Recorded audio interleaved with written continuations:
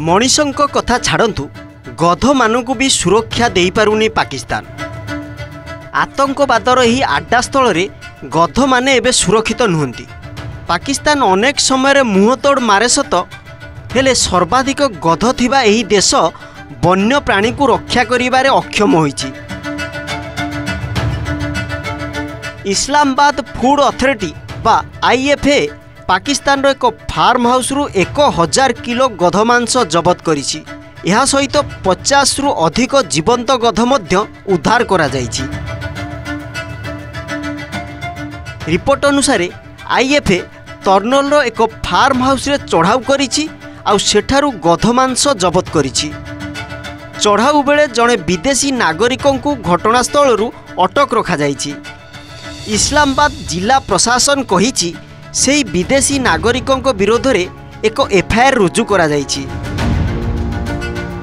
सूचना मिली जे यही गध मांस विदेशी रेस्टोरेंट एवं व्यक्ति को जोगाण पई प्रस्तुत करा जाउथिला। इस्लामाबाद प्रशासन कहिछि गध मांस केउठिक जाउछि ताहार तदंत हेउछि।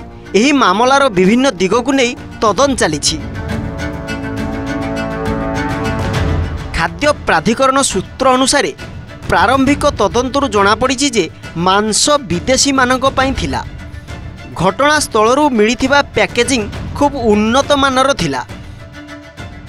यह विदेशी मानक रप्तानी किंबा जोगाण पई तैयारी करा जाइथिला। सेठारे 50 रु अधिक जीवंत गध मध्य थिले। तेबे पाकिस्तान गधों को निजर आर्थिक संपत्ति बोली भावे। पाकिस्तान चीन को गध चमड़ा एवं मांस रप्तानी करे। पाकिस्तान सबुठारु अधिक गध थिबा देश मानक मध्यरे अन्यतम। पाकिस्तान रे गत किछि दिन मध्यरे गधर मूल्य 3 लाख पाकिस्तान टंकारे पहुंची पारिछि। Bureau report OTV।